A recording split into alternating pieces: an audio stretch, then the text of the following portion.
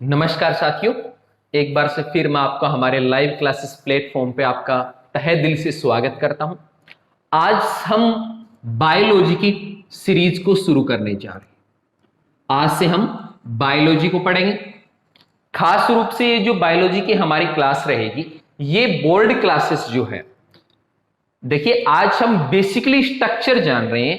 और basically structure चाहे competition exam की बात हो, चाहे वो 9th 10th 1 2 या आगे के लेवल की बात हो, हर एक क्लास के लिए सबसे महत्वपूर्ण आज की हमारी क्लास रहने वाली है। ओके, तो चलिए साथियों शुरू करते हैं आज की हमारी बायोलॉजी की सीरीज को, जिसके अंदर हम आज बेसिकली इसके बारे में जितना भी आज तक क्वेश्चन आए हैं उन क्वेश्चंस को देखेंगे और साथ में देखेंगे कि इसको जानना इतना महत्वपूर्ण क्यों है। तो चलिए साथियों, सबसे पहले बात करते हैं कि साइंस। देखिए, यदि हम बात कर रहे हैं बायोलॉजी की, तो बायोलॉजी है क्या? तो बायोलॉजी क्या है? साइंस की ही एक ब्रांच है। किसकी ब्रांच है? साइंस की ही एक ब्रांच है, जिसको हम आज स्टार्ट करने जा रहे हैं। देखिए, सबसे पहले तो यह पता होना चाहिए साइंस होती क्या है। अब देखिए, साइंस को पढ़ना स्टार्ट कर दिया, छोटी क्लास से स्टार्ट कर दिया था, आज तक ये नहीं समझ में आया कि सर साइंस क्या है, बायोलॉजी क्या है, फिजिक्स क्या है, केमिस्ट्री क्या है। देखिए, जब भी कोई बाहर से आता है, सबसे पहले आपसे क्या पूछता है, आप क्या पढ़ रहे हैं? सर मैं बायोलॉजी पढ़ रहा हूं। होती क्या है बायोलॉजी? वो तो सर हमें पता नहीं। अगर बता भी दिया तो अगला सवाल क्या आता है, who is father of biology? Biology का पिता कौन है, जनक कौन है? तो ये तो बड़ी कंफ्यूजन वाली बात हो गई भी। आज तक ये तो सुना था कि किसी इंसान के पिता होते हैं, राम का, श्याम का, सोहन का। अब सर आप कह रहे हो इन किताबों के भी पिता है। बड़ी कमाल की बात करते हो सर आप तो। अरे भाई मजाक नहीं कर रहा, इनके भी होते हैं, ठीक है ना। तो चलिए पहले बात करते हैं साइंस की। देखिए, एक बेसिकली पहले चीज डिस्कशन करते हैं। आपने एसएस पढ़ी है। एसएस में एक बात होती है और उसके ऊपर 10-12 इतिहासकार अलग अलग बात बोलते हैं। मैक्स मुलर ये बात बोलता है, वो फलाना ये बात बोलता है, ढीकड़ा ये बात बोलता है। और होती क्या है, एक सिंगल चीज के ऊपर अलग अलग विचारधारा मिलती है। क्यों? क्योंकि स्टिक प्रमाण या एग्जैक्ट किसी को नहीं पता होता कि ये है क्या। हालांकि अंदाजी बेस पे ज्यादा चलती है वो चीजें, पर साइंस की जब बात आती है तो साइंस में सीधे शब्दों में पूछते हैं तो एक बात बोलते हैं, do experiment and gain knowledge. मतलब जब तक एक्सपेरिमेंट नहीं है तब तक उसका ज्ञान नहीं है। यानी कि जितनी भी हम साइंस में थ्योरीज पढ़ते हैं, जितनी बातें पढ़ते हैं, वो क्या होती है, एक्सपेरिमेंटली प्रूफ की होती है या वो साबित की होती है कि हां ये बात ऐसे होती है। मतलब एक छोटा सा उदाहरण लेते हैं। यदि किसी ने कहा कि एटम होता है, एटम में यहां पे इलेक्ट्रॉन होते हैं, बीच में प्रोटॉन और न्यूट्रॉन होते हैं, तो ये बात क्या किसी ने इसे सपने में थोड़ी आया था भी हाँ एक प्रोटॉन होता है, एक न्यूट्रॉन होता है, एक इलेक्ट्रॉन होता है, इलेक्ट्रॉन पे नेगेटिव चार्ज होता है। अरे ये पता कैसे चली? जब इन पे एक्सपेरिमेंट किए गए और एक्सपेरिमेंटली इसको क्या है, प्रूफ करके बताया गया कि हाँ ये क्या होती है, वास्तव में इसी तरह से होती है, एटम की स्ट्रक्चर यही होती, ठीक है ना। तो चलिए, बेसिकली साइंस के बारे में कम शब्दों में पूछा जाए तो यही बात बोलते हैं हम कि do experiment and gain knowledge. मतलब एक्सपेरिमेंट हम करेंगे और ज्ञान क्या करेंगे, अर्जित करेंगे। चलिए जी, ये बात तो जायज है। अब बात करते हैं कि इसकी ब्रांच कितनी है, इसमें कितनी शाखा है। मतलब यदि ये एक पेड़ है तो इस पेड़ के ऊपर आपको कितनी शाखा नजर आएगी। तो मेनली कितनी ब्रांच है इस पे 3 ब्रांचेस है। कितनी ब्रांच है? 3। कौन कौन सी? एक फिजिक्स है, एक केमिस्ट्री है और एक क्या है, बायोलॉजी है, ठीक है ना। हालांकि तीनों आपस में लिंक्ड होती है, सेपरेट कोई भी नहीं रहती।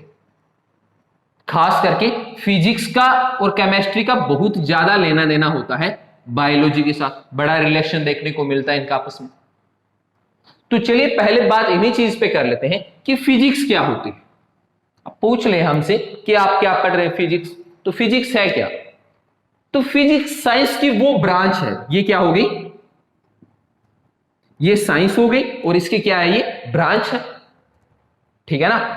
कौन सी ब्रांच है, जिसके अंदर हम नेचर और नेचुरल फिनोमिना को पढ़ेंगे, यानी जो हम ग्रेविटी के बारे में देखते हैं, फ्रिक्शन के बारे में देखते हैं, मोशन के बारे में देखते हैं, ये सारी चीजें आपको कहां देखने को मिलेगी, फिजिक्स में देखने को मिलेगी।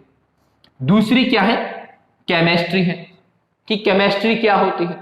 तो केमिस्ट्री क्या होती है, ये साइंस की वो ब्रांच होती है जिसमें हम क्या देखते हैं, डिफरेंट टाइप्स के केमिकल देखते हैं। क्या देखते हैं, डिफरेंट टाइप्स के केमिकल देखते हैं, इनसे होने वाली रिएक्शंस को देखते हैं कि ये रिएक्शंस कैसे करते हैं, और यही चीज क्या कहलाती है, हमारी केमिस्ट्री कहलाती है, ठीक है ना।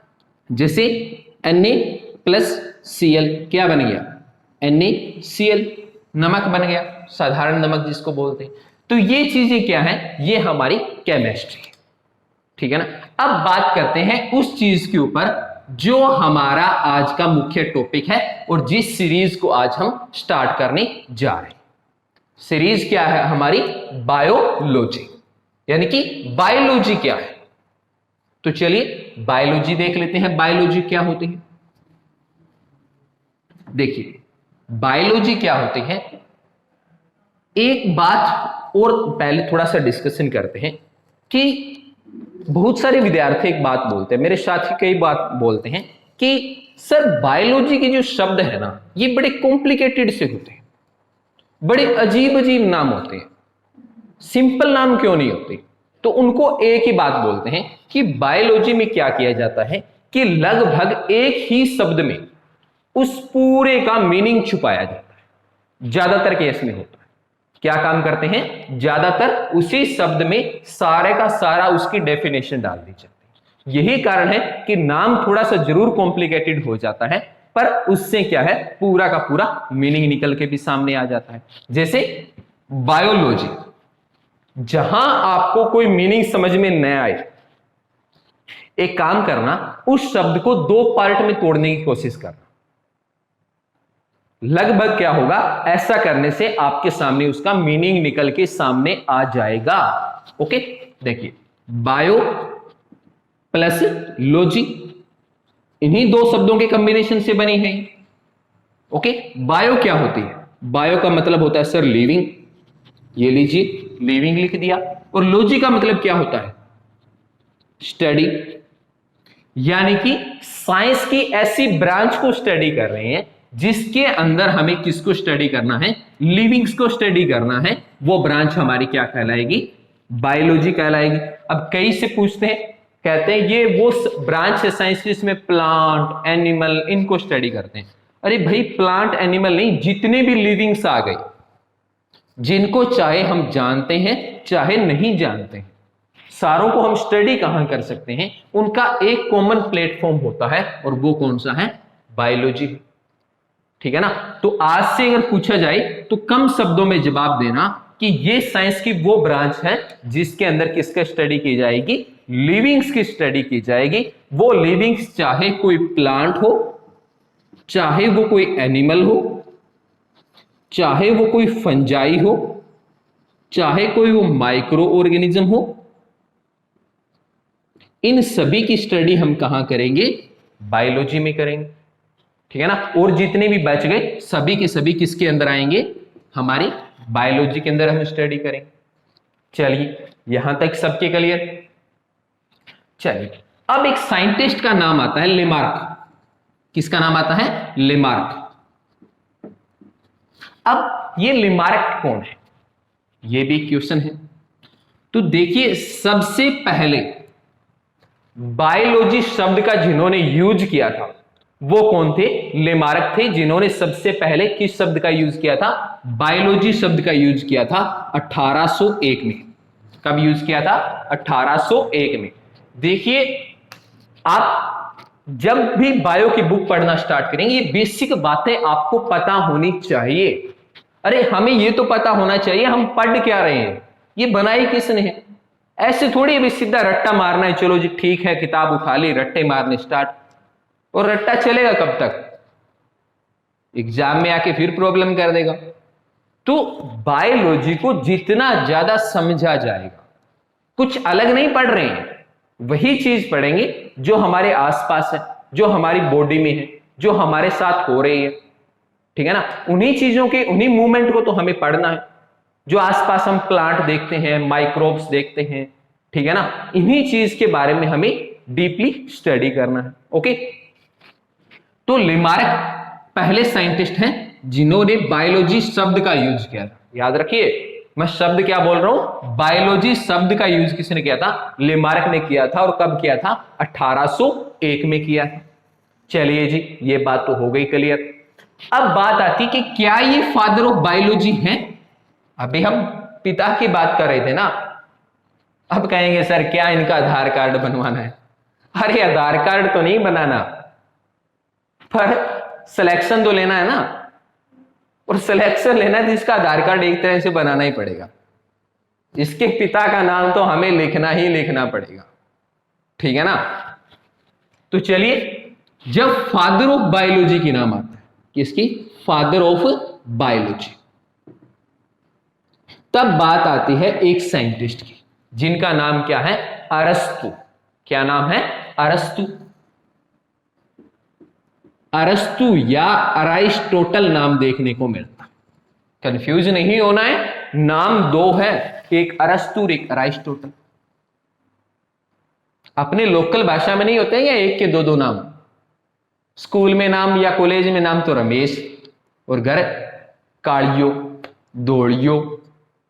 अरे ये क्या है? ये उसी तरह से है। देखिए, जब आप बायोलॉजी की बुक्स को पढ़ेंगे तो आपको अराइस्टोटल नाम ज्यादा लिखा हुआ मिलेगा, जो स्टैंडर्ड बुक है। जबकि आप पॉलिटिकल साइंस की बुक उठाएंगे या जो लोकल बुक्स उठाते हैं ल्यूसेंट जैसी, तो उनमें क्या इनका नाम अरस्तु देखने को मिलता है। नाम क्या है? दोनों एक ही शख्स है, दो नहीं है ये, अरस्तु या अराइस्टोटल।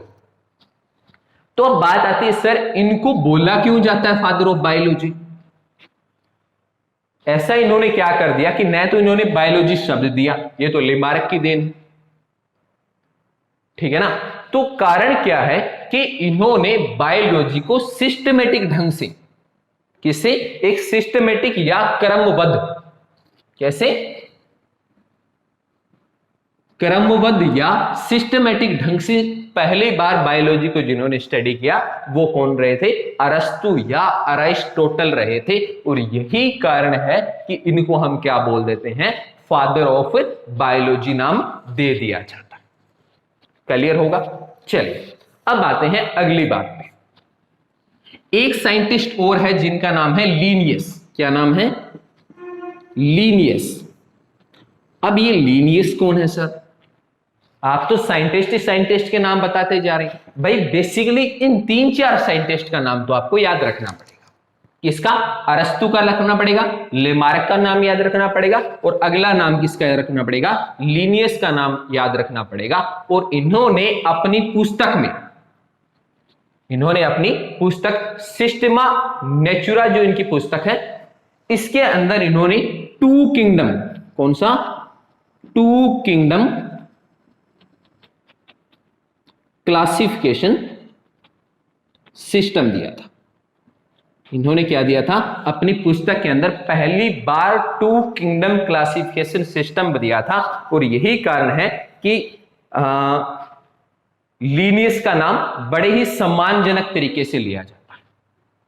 खास करके जब साइंटिफिक नेम की बात आती है तो साइंटिफिक नेम के केस के अंदर इनका नाम और भी महत्वपूर्ण हो जाता है। कैसे? आपने ह्यूमन बीइंग का नाम सुना होगा, साइंटिफिक नेम क्या है? अब देखिए, इंग्लिश में लिखते हैं तो क्या लिख देंगे? ह्यूमन लिख देंगे। आम भाषा में क्या बोल देंगे? आदमी बोल देंगे। साइंस में क्या लिखेंगे? ह्यूमन नहीं, साइंस में क्या लिखेंगे? होमो सैपियंस लीन। और जो लीन नाम है वो किसका है? इन्हीं लीनियस का है, क्योंकि इंसान का साइंटिफिक नेम देने का श्रेय भी किसको जाता है? लीनियस को जाता है। तो इसलिए लीनियस क्या है? एक महत्वपूर्ण साइंटिस्ट है। ओके, इन्होंने क्या किया? टू किंगडम क्लासिफिकेशन सिस्टम इस दुनिया को दिया। कौन कौन सा? प्लांट किंगडम और एनिमल किंगडम। कौन कौन से किंगडम दिए थे इन्होंने? प्लांट किंगडम और दूसरा एनिमल किंगडम। देखिए था क्या कि जिस वक्त इन्होंने ये थ्योरीज दी थी टू किंगडम क्लासिफिकेशन सिस्टम की, या इन्होंने पहली बार जब इंसान के नाम का साइंटिफिक नेम दिया था, उस वक्त तक क्या था, माइक्रोस्कोप का इतना ज्यादा डेवलपमेंट नहीं हुआ था। माइक्रोस्कोप नहीं था, सूक्ष्मदर्शी जिसको हम बोलते हैं। अब जब सूक्ष्मदर्शी नहीं है तो क्या माइक्रो ऑर्गेनिज्म जो है, क्या जो माइक्रो ऑर्गेनिजम्स हैं इनको देख पाएंगे हम? बिल्कुल नहीं देख पाएंगे। तब तक तो इनके बारे में कुछ पता ही नहीं था। अब जैसे माइक्रोस्कोप की डिस्कवरी होती है, उसकी डेवलपमेंट होती है, तब दुनिया ने माइक्रो ऑर्गेनिजम्स को जानना स्टार्ट कर दिया। अभी जैसे कोविड-19 चल रहा है, क्या है, एक माइक्रो ऑर्गेनिज्म तो है, ठीक है ना। तो इन जब माइक्रो ऑर्गेनिजम्स की डिस्कवरी हुई, फंजाई आ गई, एल्गी आ गई, तो क्वेश्चन ये खड़े होने लगे कि क्या इनको प्लांट में रखा जाए या इनको एनिमल किंगडम में रखा जाए।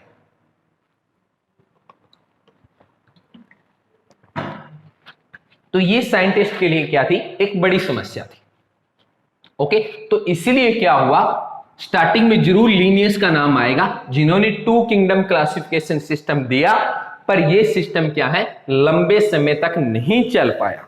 और साइंटिस्ट का एक और का नाम आता है जिनका नाम क्या है, व्हाइटेकर, जिन्होंने की 1969 में, कब, 1969 में क्या है, 5 किंगडम, कौन सा, 5 किंगडम क्लासिफिकेशन सिस्टम दिया। किसने, व्हाइटेकर ने। ओके, साइंटिस्ट का नाम क्या याद रखना है, चौथा आपको व्हाइटेकर का नाम जरूर याद रखना है, जिन्होंने क्या किया था, 5 किंगडम क्लासिफिकेशन सिस्टम दिया था। और इन्होंने बताया था दुनिया में कितने तरह की जीवों को क्लासिफाई कर सकते हैं, 5 तरह से कर सकते हैं। और यही क्या है, मॉडर्न क्लासिफिकेशन सिस्टम है जिस बेस पे आज हम स्टडी कर रहे हैं। ओके, तो ये क्या है, इनका मॉडर्न सिस्टम है। चलिए बता देता हूं कौन कौन सा। सबसे पहले कौन सा आता है, मोनेरा। सबसे पहले कौन सा आता है, मोनेरा। दूसरा कौन सा आता है, प्रोटिस्टा। कौन सा आता है, प्रोटिस्टा आता है। तीसरा कौन सा आता है, फंजाई या फंगी आता है। चौथे पे कौन सा आता है, प्लांटी आता है। ओके, और पांचवें पे कौन सा आता है, एनिमलिया या एनिमल्स आते हैं। तो इन 5 भाग के अंदर क्या किया गया था, इन लिविंग्स को क्लासिफाई किया गया था या इनका बंटवारा किया गया था। और आज जब हम इस दुनिया के जीवों को स्टडी करना स्टार्ट करते हैं तो इन्हीं 5 के बेस के ऊपर हम क्या करते हैं, इनको क्लासिफाई करते हैं।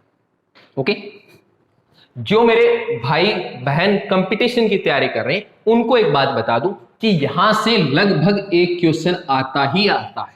तो आज का लेक्चर जो हमारा है जरूर ये बेसिक स्ट्रक्चर हमें बता रहा है, पर साथ के साथ आपका एक क्वेश्चन भी पक्का करके जा रहा है, ठीक है ना। तो इस नजर से देखा जाए तो ये लेक्चर अहम भूमिका निभा रहा है। और जो स्कूल के बच्चे हैं, जो मेरे साथी हैं, उनके लिए ये नीम के पत्थर का काम करेगा ये लेक्चर। क्यों, क्योंकि जब तक बायोलॉजी की बेसिक स्ट्रक्चर नहीं पता तब तक क्या है, आप बायोलॉजी को नहीं समझ सकते, ठीक है ना। देखिए मेहनत तो करनी पड़ेगी, मेहनत हम भी कर रहे हैं, मेहनत आपको भी करनी पड़ेगी। कहते हैं ना, प्रकृति ने हर किसी को हीरा बनाया है। ये मत समझिए कि आप हीरे नहीं है, एक एक विद्यार्थी हीरा है, पर शर्त क्या है, जो घिसेगा वही चमकेगा। तो घिसना पड़ेगा। कुछ आपको तराशने का काम हम करते हैं, कुछ आपको खुद को घिसना पड़ेगा, और जिस दिन चमकने लग गए दुनिया आपको सलूट ठोकेगी। तो चलिए, ये यहां तक सबके समझ में आया, 5 किंगडम क्लासिफिकेशन सिस्टम तक। व्हाइटेकर का नाम याद रखना है, लीनियस का याद रखना है, लेमार्क का नाम याद रखना है, और अरस्तु का नाम याद रखना है। अब देखिए, अब क्या है, थोड़ा सा जान लेते हैं कि इस बायोलॉजी की ब्रांच कितनी है। देखिए, पहले हमने बात किसकी की, साइंस के ब्रांच की बात की। अब आप कहोगे सर कहां कंफ्यूज कर रहे हैं, अभी तक तो आप साइंस की ब्रांच की बात कर रहे थे, अब आप सीधे आगे का जी बायोलॉजी की भी आगे ब्रांच है। तो भाई आगे शाखाएं तो इसकी भी है, थोड़ा बहुत तो उनके बारे में भी याद रखना पड़ेगा। ठीक है ना। देखिए बेसिकली हम क्या देखते हैं, बोटनी देखते हैं। क्या देखते हैं, बोटनी।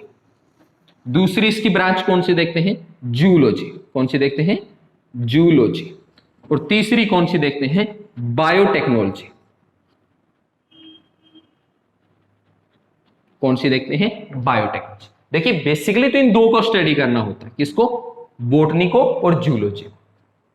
पर इन दोनों की जेनेटिकली जो स्टडी हमें करनी पड़ेगी। कैसी स्टडी, इनकी जेनेटिकली स्टडी, ठीक है ना। यानी कि जब बात इनके डीएनए की आएगी, इनके आरएनए की आएगी, ठीक है ना, तब हम क्या देखेंगे, इनकी बायोटेक्नोलॉजी देखेंगे।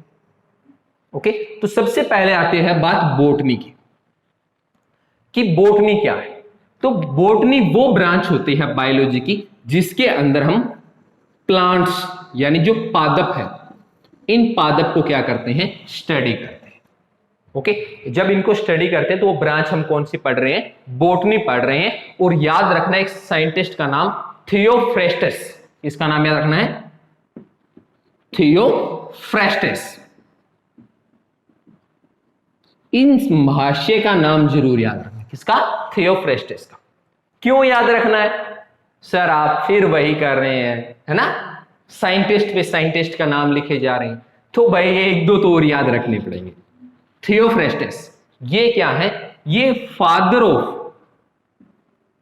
ऑफ बोटनी है। ये क्या है, फादर ऑफ बोटनी कौन है, थियोफ्रेस्टस है। दूसरी बात कर लेते हैं जूलॉजी की, जिसमें हम क्या है, जितने भी एनिमल्स हैं या जितने भी जीव हैं दूसरे, उनको कहां स्टडी करेंगे, जियोलॉजी के अंदर स्टडी करेंगे। ओके, अब बात आती है भी इसके फादर कौन है, तो इसके फादर भी कौन रहेंगे, अरस्तु। इसके कौन रहेंगे, अरस्तु। ये क्या है, फादर ऑफ जियोलॉजी। ओके, और लास्ट हमारी कौन सी है, बायोटेक्नोलॉजी है, जो इन दोनों में हमारी मदद करती है। ओके, ऐसे तो आगे और सारी कई तरह से इनको आगे क्लासिफाई कर सकते हैं, पर ब्रॉडली आपको ये दो चीजें याद रखनी है, बोटनी और जियोलॉजी को याद रखना है।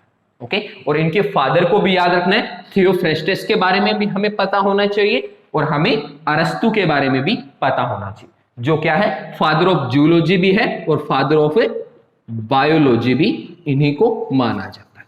क्योंकि सिस्टमेटिकली ढंग से जब स्टडी की बात करते हैं तो इन्होंने जूलॉजी को स्टडी किया था, जीवों के बारे में इन्होंने सबसे पहले बताया था। ओके, यही कारण है कि इनको हम क्या बोलते हैं, फादर ऑफ जूलॉजी बोलते हैं। ओके, तो ये बेसिकली वो चार्ट या वो मैप रहेगा जिसके बेस के ऊपर हमें बायोलॉजी को स्टडी करना है। तो यहां तक किसी मेरे भाई बहन को कोई दिक्कत नहीं होगी, नहीं है। चलिए आगे देखते हैं। आज बेसिकली एक आधी चीज को और देखते हैं, और उसके बाद हम अगले लेक्चरों से इसको सिस्टमेटिकली ढंग से स्टडी करेंगे। और सबसे पहले हम किंगडम क्लासिफिकेशन को देखेंगे, जो कि 9th और +1 के लिए भी बहुत इंपॉर्टेंट है, और कंपटीशन तो यहां से क्वेश्चन पूछता ही पूछता है। और उसके बाद हम सेल को स्टडी करेंगे। ओके, और उसके बाद जितने भी लिविंग्स के फीचर बनते हैं उनको देखेंगे, और 8 लास्ट हम ह्यूमन और प्लांट फिजियोलॉजी को स्टडी करेंगे। ठीक है, चलिए अब बात करते हैं कि सर आपने ये तो बता दिया कि हम लिविंग्स की स्टडी करेंगे। चलिए, अब लिविंग्स क्या एक तरह के हैं, नहीं, ये एक कोशिका वाले भी हैं। कैसे हैं, एक कोशिका, या मैं कहूं यूनिसेलुलर भी है, और ये बहुकोशिकीय, कैसे, बहु कोशिकीय जीव भी है, यानी कि जो मल्टीसेलुलर ऑर्गेनिज्म है। बेसिकली दो तरह के हमारे सामने लिविंग्स देखने को मिल जाते हैं, कौन से, यूनिसेलुलर यानी कि एक कोशिकीय जीव, मल्टीसेलुलर यानी कि बहुकोशिकीय जीव। यूनिसेलुलर जैसे जितने भी बैक्टीरिया हैं, जितने भी वायरसेस हैं, ये इसी में आएंगे। मल्टीसेलुलर में जितने भी प्लांट हैं, एनिमल हैं, ये सारे किस में आएंगे, मल्टीसेलुलर में आएंगे। ठीक है ना। तो हमें सबसे पहले क्या पढ़नी पड़ती है, हमें पढ़नी पड़ती है सेल। क्या पढ़नी पड़ती है, सेल। सबसे पहले हम सेल को पढ़ेंगे, ठीक है ना। कंपटीशन में एक क्वेश्चन यहां से आ जाता है सेल से, ठीक है ना। और जो दूसरे स्कूल लेवल पे जो स्टूडेंट तैयारी कर रहे हैं उनके भी यहां से शॉर्ट क्वेश्चन आ जाता है। अनेक बार आता है कि सेल की डिस्कवरी किसने की थी, सेल होती क्या है, व्हाट इज द सेल, कोशिका क्या है, हिंदी में इसको कोशिका बोलते हैं, ठीक है ना। तो सेल क्या होती है, ये सबसे स्मॉलेस्ट, क्या होती है, सबसे smallest structural and functional unit of life.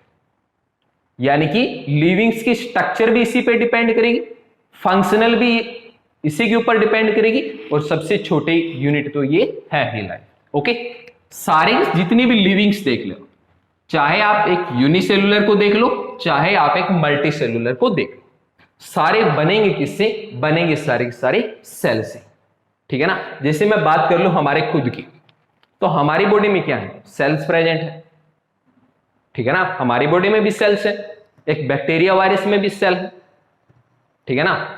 Cell होगी कितने टाइप की, बेसिकली चार्ट समझ लेते हैं। दो तरह की सेल्स को हम पढ़ेंगे, प्रोकैरियोटिक सेल और दूसरी यूकैरियोटिक टाइप की सेल को हम स्टडी करेंगे। ओके, सेल के बाद क्या होगा, जब ग्रुप ऑफ सेल बनेगा, क्या बनेगा, ग्रुप ऑफ सेल, यानी एक जैसी सेल का ग्रुप बनेगा तो क्या बन जाएगा, टिश्यू, यानी कि जिसको हम उत्तक बोलते हैं, क्या बन जाएगा, उत्तक। ओके, टिश्यू से क्या बनेगा, ऑर्गन्स, यानी कि अंग बन जाएंगे। ओके, और अंग से क्या बनेगा, अंग तंत्र या ऑर्गन सिस्टम, यानी कि इसको क्या बोलते हैं, अंग तंत्र। ओके, तो ये चीजें डेवलप हो जाएगी। ओके, तो इन्हीं लेवल के ऊपर हम अलग अलग को देखेंगे कि जितने भी माइक्रो ऑर्गेनिज्म है वो सेल लेवल पे आएंगे। ओके, जितने भी प्लांट्स आते हैं, प्लांट बेसिकली टिश्यू है, उत्तक लेवल पे आएंगे, ठीक है ना। इसके अलावा जितने भी हम गाय, भैंस, कुत्ता, मनुष्य या जो दूसरे जीव हैं, ये सारे किस में आएंगे, ऑर्गन सिस्टम लेवल पे आ जाएंगे। तो इन चीजों को हमें क्या करना है, स्टडी। ओके, तो आशा और उम्मीद यही करूंगा साथियों कि आज की ये क्लास आपको पसंद आई होगी, और जितनी मैंने यहाँ पे महत्वपूर्ण बातें बताई वो अच्छी तरह से आपके समझ में आई होगी। तो साथियों, लाइक, कमेंट, शेयर और सब्सक्राइब करना नहीं भूलना है। ओके, तो अगले लेक्चर में फिर आपसे मिलते हैं, तब तक आप इसको स्टडी करते रहिए, लाइक, कमेंट, शेयर और सब्सक्राइब इसको करते रहिए। तो अगले लेक्चर में बहुत जल्द आपसे मिलते हैं, तब तक के लिए मैं आपसे अलविदा चाहूंगा। जय हिंद, जय भारत।